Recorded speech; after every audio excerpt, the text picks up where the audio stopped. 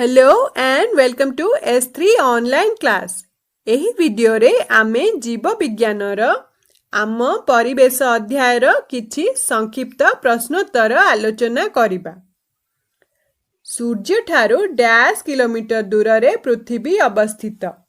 सूर्य ठारू 149.6 नियुत किलोमीटर दूर रे पृथ्वी अवस्थित। पृथ्वी पृष्ठरे थिबा समस्त प्रकारर जलर उत्स को डैश कुहा जाए। समस्त जलर उत्स को कुहा जाए जलमंडल बोली। भूपृष्ठर डैश किलोमीटर ऊपर को वायुमंडल व्यापीछि। भूपृष्ठरु 640 किलोमीटर ऊपर को वायुमंडल व्यापीछि। वायुमंडल रे डैश परसेंट जबख्यारजान अछि। जबख्यारजान अच्छी 78.62%। वायुमंडल रे डैश परसेंट अम्लजान और डैश परसेंट अंगारकाम्ल अच्छी। अम्लजान अच्छी 20.84% और अंगारकाम्ल अच्छी 0.03%। पृथ्वीर समस्त माटी पत्थर पहाड़ पर्वत इत्यादि को नहीं डैश गठित गठित होइथाए अस्ममंडल बा प्रस्तर मंडल।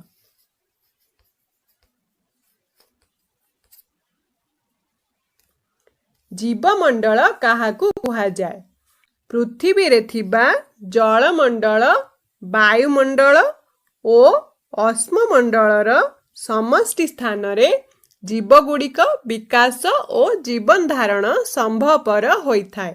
कारण एठारे जीवन धारण पाई अनुकूल वातावरण सृष्टि होइथाए। एही अंचल को कुहा जाए जीवमंडल बा बायोस्फीयर बोली। जीवमंडलर मुख्य उपादान डैश और डैश। मुख्य उपादान हेउछंती जीव जगत और ता सहित संश्लिष्ट परिवेश।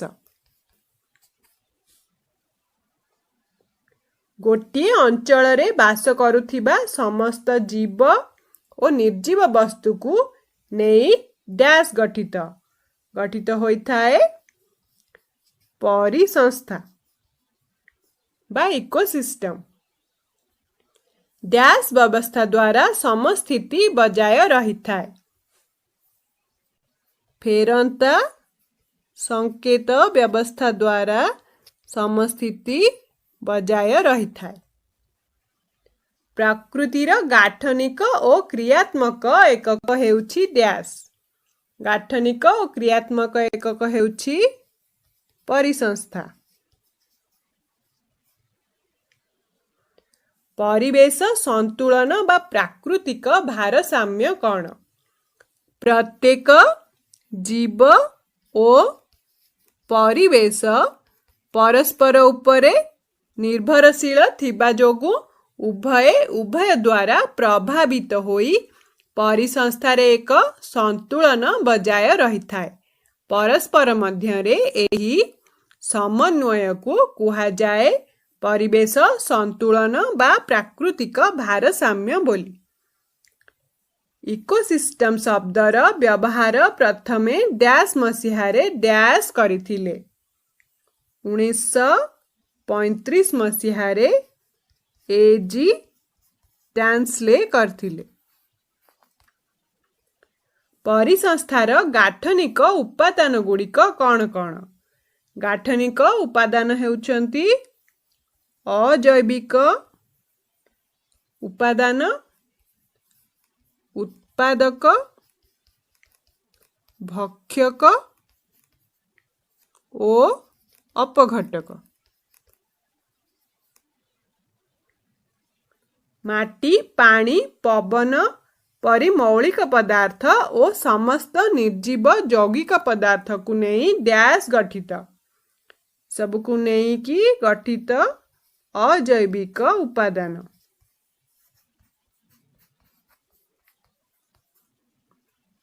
अजैविक उपादान को केते भागरे विभक्त करा जाए ओ कौन कौन?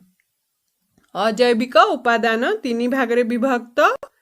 भौतिक कारक जेपरिकी जलवायु और एहाकु नियंत्रण करुथिबा कारक, तापमात्रा, आर्द्रता और आलोक। अन्यटी हेउची अजैविक पदार्थ जेपरिकी जल, अंगारक, जबक्षारजान, गंधक, फॉस्फोरस ए सबु पोषक चक्र रे भाग नियंती। और तृतीयटी हेउची जैविक पदार्थ जेपरिकी पुष्टिसार, स्नेहसार और श्वेतसार एगुड़िक शरीर गठन रे सहायक होइथांती। परिसंस्था रे उत्पादक काहाकू कुहा जाए? उत्पादक कुहा जाए सबुज उद्भिद को।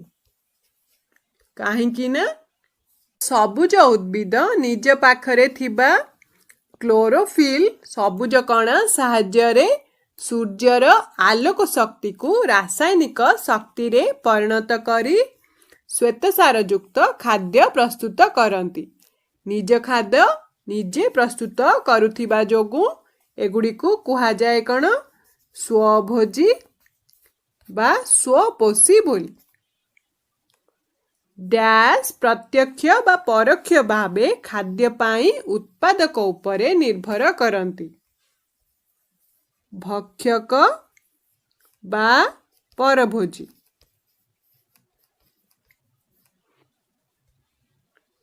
खाद्य अभ्यास अनुसारे परभोजी केते भागरे विभक्त ओ कौन कौन? परभोजी विभक्त 3 भागरे। प्राथमिक भक्षक, द्वितीयक भक्षक, तृतीयक भक्षक किंबा शीर्ष भक्षक। डैश भक्षक तृणभोजी होइथांती। तृणभोजी होइथांती प्राथमिक भक्षक। तृतीयक भक्षक हेउछंती मांसाशी क्रम डैश। तृतीयक भक्षक होइथांती मांसाशी क्रम 2। प्राथमिक भक्षक हेउछंती तृणभोजी हेउछंती प्राथमिक भक्षक। द्वितीयक भक्षक सीए प्राथमिक भक्षक को खाद्य भावे ग्रहण करती, तेणु सेमाने मांसाशी क्रम 1। ओ तृतीयक भक्षक द्वितीयक भक्षक को खाद्य भावे ग्रहण करती, तेणु सेगुड़िक हेले मांसाशी क्रम 2। गोटिए घास पड़िया रे बेंग को खाउथिबा साप हेउछि डैश भक्षक। बेंग को खाउथिबा साप हेउछि तृतीयक भक्षक। किपरि? घास हेला उत्पादक, घास को खाइला झिंटिका ताहला प्राथमिक भक्षक, झिंटिका को खाए बेंग द्वितीयक भक्षक और बेंग को खाए साप, तेणु साप हेला तृतीयक भक्षक। अपघटक माने खाद्य पाई डैश और डैश उपरे निर्भर करती। मृत प्राणी और उद्भिद और सेमानक शरीररु निष्कासित हेउथिबा वर्ज्य वस्तु उपरे। परिवेशर मुख्य अपघटक गुड़िक किए? मुख्य अपघटक हेउछंती बीजाणु बा बैक्टीरिया, कवक बा फंगाई और आदि प्राणी बा प्रोटोजोआ। परिसंस्थार क्रियात्मक दिग गुड़िक कौन? क्रियात्मक दिग गुड़िक हेउछि खाद्य श्रृंखल, शक्ति प्रवाह, पोषक चक्र और समस्थिति। खाद्य श्रृंखल कौन? गोटिए परिसंस्थारे सबुज उद्भिद ठारू आरंभ करी विभिन्न क्रमरे तृणभोजी ओ मांसाशी प्राणी बाट देई खाद्य गोटे स्तररू अन्य स्तर को खाद्य ओ खाद्य मध्यरु शक्ति प्रवाहित होता है।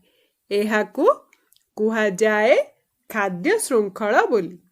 कारण आमे नहीं पारिबा घास सबुज उद्भिद घास खाए झिंटिका तृणभोजी ताकू खाए बेंग मांसाशी ताकू खाए साप मांसाशी और ताकू खाए छंचाण। एहीपरि भावे खाद्य गोटे स्तररू अन्य स्तर को खाद्य और ताहार शक्ति प्रवाहित होता है एक सड़क रेखारे। एहाकू कुहा जाए खाद्य श्रृंखल बोली। खाद्य श्रृंखल विभिन्न डैश को नहीं गठित विभिन्न खाद्य स्तर को नहीं गठित। खाद्य श्रृंखल रे प्रथम खाद्य स्तर हेउछि डैश। प्रथम खाद्य स्तर हेउछि उत्पादक बा सबुज उद्भिद। मांसाशी क्रम 2 प्राणी खाद्य श्रृंखलर केउ खाद्य स्तरर अंतर्गत। प्रथमे आसीब उत्पादक ताकू खाद्य भावे ग्रहण करे तृणभोजी ताकू खाद्य भावे ग्रहण करे मांसाशी क्रम 1 ओ ताकू खाद्य भावे ग्रहण करे मांसाशी क्रम 2। ताहेले खाद्य स्तर हेला प्रथम द्वितीय तृतीय और चतुर्थ। ताहेले मांसाशी क्रम 2 खाद्य श्रृंखलर चतुर्थ स्तरर अंतर्गत। खाद्य श्रृंखलर शेष स्तर रे थिबा प्राणी को डैश कुहा जाए।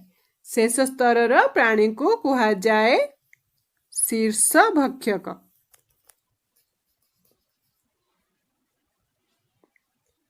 मात्र 3टी खाद्य स्तर को नहीं गठित खाद्य श्रृंखलर एक उदाहरण दियो। उदाहरण स्वरूप जंगल परिसंस्था रे उद्भिद उत्पादक हरिण तृणभोजी ओ बाघ मांसाशी।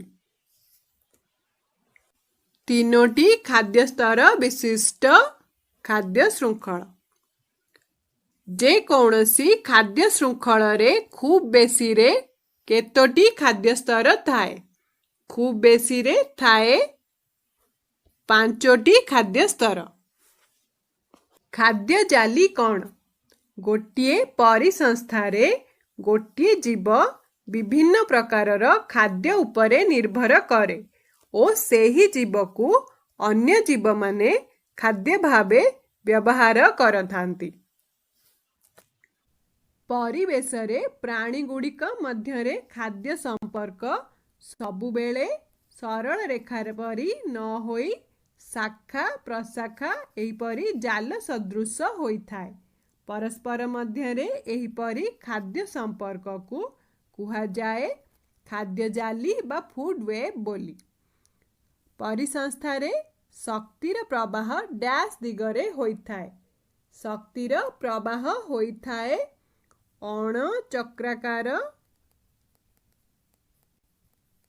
बा एक तरफा।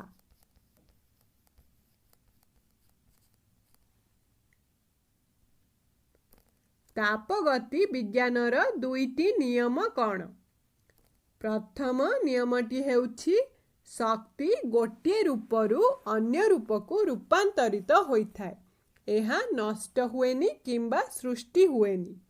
ओ द्वितीय नियम हेउछि शक्ति गोटे स्तररू अन्य स्तर को संपूर्ण स्थानांतरण होई न थाए। किछि शक्ति ताप रूपरे अपसारित होई जाइथाय। डैश वैज्ञानिक 10% नियम प्रणयन करथिले। R.L. लिंडमैन 1942 मसीहारे 10% नियम प्रणयन करथिले। परिसंस्थारे 10% नियम कौन? परिसंस्थारे गोटे स्तररू अन्य स्तर को शक्ति स्थानांतरित हेले किछि ताप गोटे स्तररू अन्य स्तर को स्थानांतरित हेले किछि शक्ति कौन हुए? ताप रूपे अपसारित हो जाय थाए। गोटे स्तररू अन्य स्तर को केवल 10% शक्ति स्थानांतरित होई थाए। एहाकू कुहा जाए 10% नियम बोली। जदि उत्पादक स्तर रे शक्तिर परिमाण 100 कैलोरी मांसाशी क्रम 1 स्तर रे केते शक्ति मिलिबो? उत्पादक पाखरे अछि 100 कैलोरी शक्ति ताहेले उत्पादक को खाए तृणभोजी। तृणभोजी को जीव 10% 10 कैलोरी शक्ति। तृणभोजी को खाए मांसाशी क्रम 1 ताहेले ताहाकू जीव 10 कैलोरी रो 10% 1 कैलोरी शक्ति। डैश वैज्ञानिक विभिन्न परिसंस्था अनुध्यान करी इकोलॉजिकल पिरामिड विषय रे दर्शाई थिले। चार्ल्स एल्टन 1927 मसीहारे इकोलॉजिकल पिरामिड विषय रे दर्शाई थिले। संख्या पिरामिड कौन? गोटिए परिसंस्था रे उत्पादकंक संख्या सबुठारु अधिका होई थाए और शीर्ष भक्षकंक संख्या सबुठारु कम होई थाए। उत्पादक स्तररु तृतीयक भक्षक स्तर पर्यंत जीव मानकर संख्या कमी कमी जाई थाए।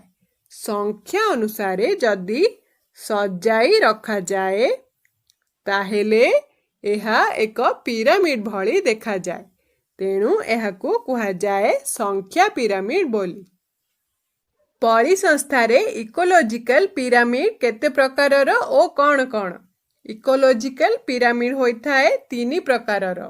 गोटे हेउछि संख्या पिरामिड, द्वितीयटी हेउछि जैविक वस्तुत्व पिरामिड और तृतीयटी हेउछि शक्ति पिरामिड। डैश और डैश पिरामिड उभय सड़ख और ओलटा। जैविक वस्तुत्व पिरामिड और संख्या पिरामिड उभय सड़ख और ओलटा होई थाए, किंतु शक्ति पिरामिड सबुबेले सीधा होई थाए। स्थूल पोषक कौन? जीव शरीर पाई अधिक परिमाण रे आवश्यक हेउथिबा पोषक तत्व को कुहा जाए स्थूल पोषक, जेपरिकी अंगारक, जबक्षारजान, अम्लजान, उद्जान, पोटासियम इत्यादि। जीव शरीर को खूब कम परिमाण रे आवश्यक हेउथिबा पोषक गुडी को डैश कुहा जाए। कम परिमाण रे आवश्यक हेले से गुडी को कुहा जाए सूक्ष्म पोषक बोली।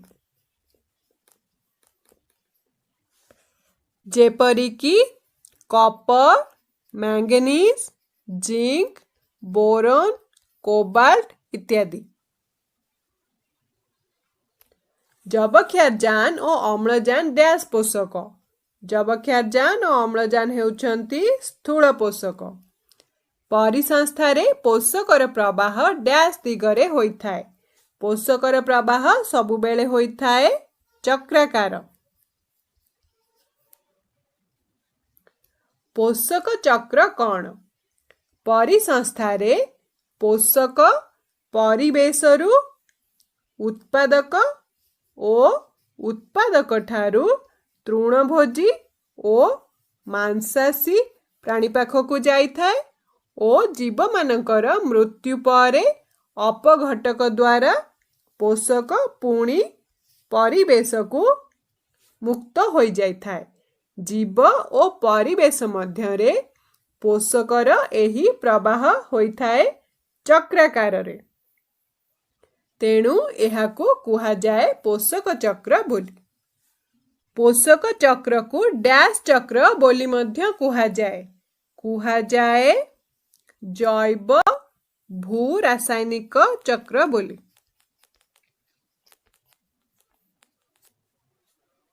जैव भू रासायनिक चक्र कौन? जीव और परिवेश मध्यरे पोषक गुड़िकर निरवच्छिन्न चक्राकार प्रवाह को कुहाजाए पोषक चक्र। और परिवेश रे माटी, जल, वायु और जीव ए सब गुड़िक मध्यरे अनेक रासायनिक प्रक्रिया द्वारा एही पोषक गुड़िकर पुनः प्रवाह संभव होइथाय। तेणु पोषक चक्र को कुहाजाए जैव भू रासायनिक चक्र बोली। विभिन्न धातव पदार्थ सहित मिसी अम्लजान डैश आकार रे परिवेश रे अछि। अम्लजान परिवेश रे धातव सहित मिसी धातु गुड़िक सहित मिसी अछि धातव ऑक्साइड बा मेटल ऑक्साइड रूप रे। सिलिकॉन और गंधक सहित मिसी अम्लजान डैश आकार रे परिवेश रे अछि। सिलिकॉन सहित मिसी अछि सिलिकेट और गंधक सहित मिसी अछि सल्फेट भाबे। सेहीपरि जबक्षारजान सहित मिसी अछि नाइट्रेट भाबे। अंगारक मृत्तिकारे डैश भाबे थाए। मृत्तिकारे अंगारक थाए अर्ध अपघटित जैव अंगारक भाबे।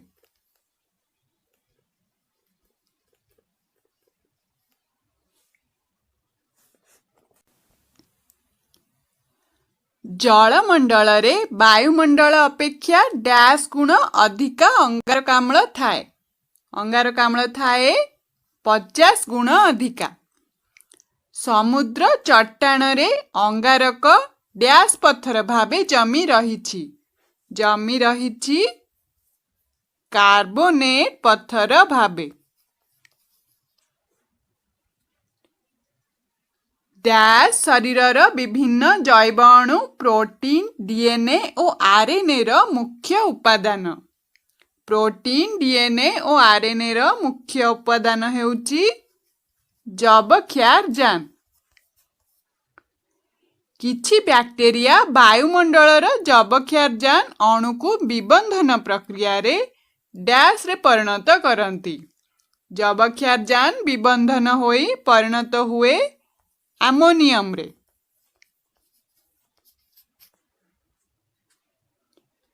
डैश बैक्टेरिया डाली जातीय फसलर चेर रे जबक्षारजान विबंधन करंती। राइजोबियम नामक एक सहजीवी बैक्टेरिया। डैश और डैश बैक्टेरिया स्वाधीन भावे जबक्षारजान को अमोनियम रे परिणत करंती। बैक्टेरिया एजोटोबैक्टर ओ नीलहरित शैवाल आनाबिना।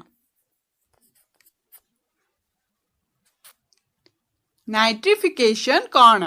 किछि बैक्टेरिया अमोनियम को नाइट्राइट ओ नाइट्रेट रे परिणत करांती। एहा करी उद्भिदर ग्रहण उपयोगी करिथांती। अमोनियम रु नाइट्राइट बा नाइट्रेट परिणत हेबा प्रक्रिया को कुहाजाए नाइट्रिफिकेशन बोली। बिजुली और घड़घड़ी जोगु जबक्षारजान और अम्लजान रासायनिक विबंधन घटी डैश जात हुए नाइट्रोजन ऑक्साइड। डैश बैक्टेरिया मृत जीव शरीरर प्रोटीन और अमीनो एसिड रु अमोनिया उत्पन्न करिथाए अमोनीकरण बैक्टेरिया।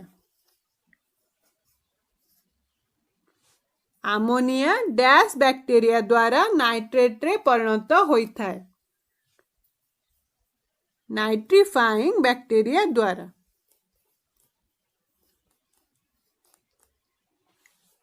डीनाइट्रिफिकेशन प्रक्रिया काहाकू कुहाजाए? ଅମ୍ଳଜାନ ଅଭାବରେ ଅପଜବକ୍ଷାର ବା ଡିନାଇଟ୍ରିଫାଇଂ ବ୍ୟାକ୍ଟେରିଆ ନାଇଟ୍ରାଇଟ୍ ଓ ନାଇଟ୍ରେଟ୍କୁ ଭାଙ୍ଗି ସେଥିରୁ ଅମ୍ଳଜାନ ଗ୍ରହଣ କରିଥାନ୍ତି ଓ ଯବକ୍ଷାରଜାନକୁ ବାୟୁମଣ୍ଡଳକୁ ନିର୍ଗତ କରିଥାନ୍ତି। ନାଇଟ୍ରାଇଟ୍ ଓ ନାଇଟ୍ରେଟ୍ରୁ ଯବକ୍ଷାରଜାନ ଉତ୍ପନ୍ନ ହେବା ପ୍ରକ୍ରିୟାକୁ କୁହାଯାଏ ଡିନାଇଟ୍ରିଫିକେସନ ପ୍ରକ୍ରିୟା ଓ ଏହି ପ୍ରକ୍ରିୟାକୁ ସମ୍ପାଦନ କରିଥାନ୍ତି ଡିନାଇଟ୍ରିଫାଇଂ ବ୍ୟାକ୍ଟେରିଆ। ପରିସଂସ୍ଥାରେ ସମସ୍ଥିତି କ'ଣ? ପରିସଂସ୍ଥାର ଉପାଦାନ ଗୁଡ଼ିକର ପରସ୍ପର ମଧ୍ୟରେ ସମନ୍ୱୟ ରକ୍ଷା କରିବା ପ୍ରକ୍ରିୟାକୁ କୁହାଯାଏ ପରିସଂସ୍ଥାର ସମସ୍ଥିତି। ପରିସଂସ୍ଥାର ସଫଳ କାର୍ଯ୍ୟକାରିତା ପାଇଁ ଡ୍ୟାସ୍ ଏକାନ୍ତ ଆବଶ୍ୟକ।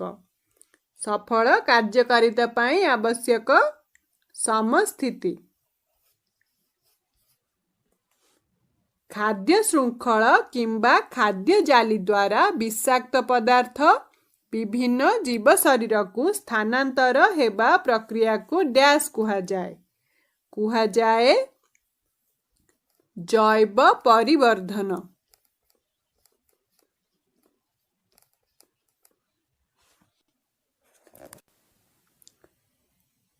ଶୀତଳୀକରଣ ଯନ୍ତ୍ରରେ ବ୍ୟବହୃତ ଡ୍ୟାସ୍ ଓଜନ ସ୍ତରରେ ଛିଦ୍ର ସୃଷ୍ଟି କରେ। କ୍ଲୋରୋଫ୍ଲୋରୋକାର୍ବନ। ଡ୍ୟାସ୍ ଓ ଡ୍ୟାସ୍ କ୍ଷୟ ଯୋଗୁଁ ପତିତ ଜମି ସୃଷ୍ଟି ହେବା ସହିତ ମରୁ ପ୍ରସାର ହେଉଛି। ଜଙ୍ଗଲ ଓ ମୃତ୍ତିକା କ୍ଷୟ ଯୋଗୁଁ ପତିତ ଜମି ସୃଷ୍ଟି ହେବା ସହିତ ମରୁ ପ୍ରସାର ମଧ୍ୟ ହେଉଛି। ଡ୍ୟାସ୍ ଓ ଡ୍ୟାସ୍ ଗ୍ୟାସର ପରିମାଣ ବୃଦ୍ଧି ଯୋଗୁଁ ସବୁଜ କୋଠରୀ ପ୍ରଭାବ ଦେଖାଯାଏ। ଅଙ୍ଗାରକାମ୍ଳ ଓ ସବୁଜ କୋଠରୀ ଗ୍ୟାସ୍ ଏ ଦୁଇଟି ଗ୍ୟାସର ପରିମାଣ ବୃଦ୍ଧି ଯୋଗୁଁ ସବୁଜ କୋଠରୀ ପ୍ରଭାବ ଦେଖାଯାଏ। ଡ୍ୟାସ୍ ପ୍ରଭାବରେ ମନୁଷ୍ୟର ଶରୀରରେ ଚର୍ମ କର୍କଟ ରୋଗ ଦେଖାଯାଏ। ସୂର୍ଯ୍ୟଙ୍କ ଅତି ବାଇଗଣୀ ରଶ୍ମି ପ୍ରଭାବରେ ଚର୍ମ କର୍କଟ ରୋଗ ଦେଖାଯାଏ। ଡ୍ୟାସ୍ ପ୍ରଭାବ ଯୋଗୁଁ ବିଶ୍ୱତାପନ ବା ଗ୍ଲୋବାଲ ୱାର୍ମିଂ ହୁଏ। ସବୁଜ କୋଠରୀ ପ୍ରଭାବ ଯୋଗୁଁ ବିଶ୍ୱତାପନ ବା ଗ୍ଲୋବାଲ ୱାର୍ମିଂ ହୋଇଥାଏ। ବିଶ୍ୱତାପନ ଯୋଗୁଁ ଡ୍ୟାସ୍ ଓ ଡ୍ୟାସ୍ ପରିବର୍ତ୍ତନ ଘଟୁଛି। ବିଶ୍ୱତାପନ ଯୋଗୁଁ ସମୁଦ୍ରର ଜଳପତନ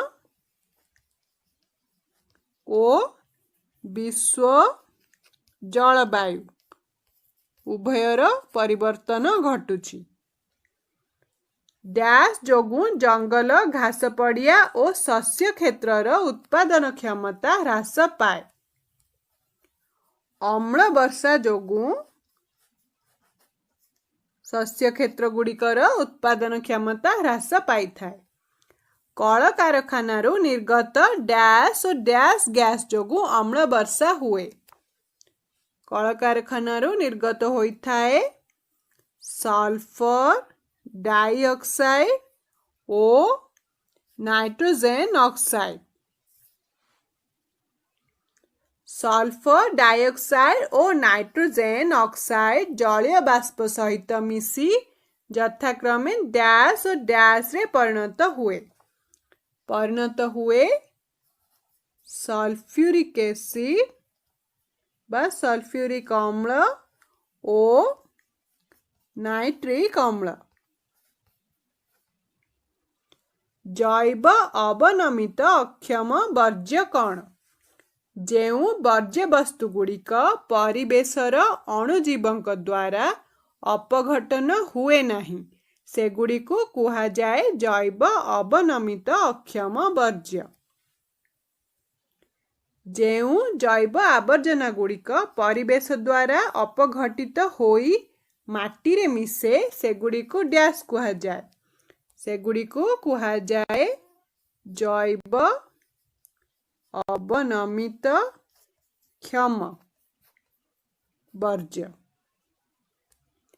पनीपरिबा फलमूल पत्र और काठर वर्ज्य डैश वर्ज्य अंतर्गत।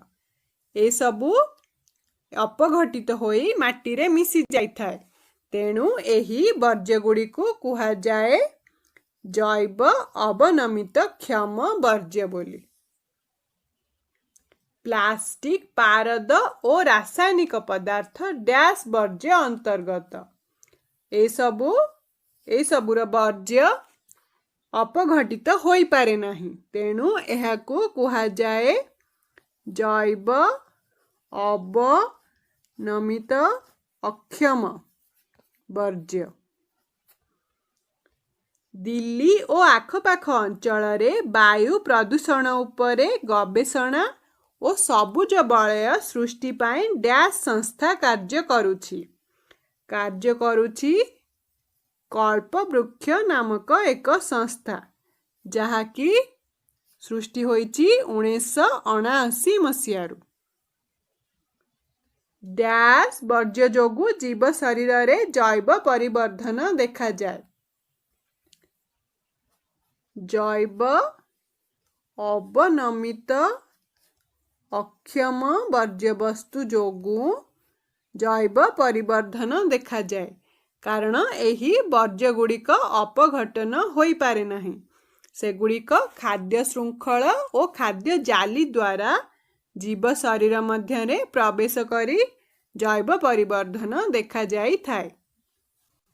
1883 मसीहारे प्रतिष्ठित डैश संस्था वन्यजीव संरक्षण और परिवेश सुरक्षा उपरे कार्य करुछि। Bombay natural history society. Kerala Sastra Sahitya परिषद केउ विषय रे सचेतनता कार्य करे? केरल शास्त्र साहित्य परिषद गोबर गैस, धूमहीन कोयला ओ चूल्हा ए सबु व्यवहार पाई गाँ मानकरे सचेतनता सृष्टि कराई थाए। एहा 1970 मसीहारू कार्य करुछि। आजिर क्वेश्चन आंसर डिस्कशन एतिकी थिला। जदि वीडियोटी भल लागिला ताहेले लाइक आउ शेयर करिबो आउ चैनल को सब्सक्राइब करिबो। धन्यवाद।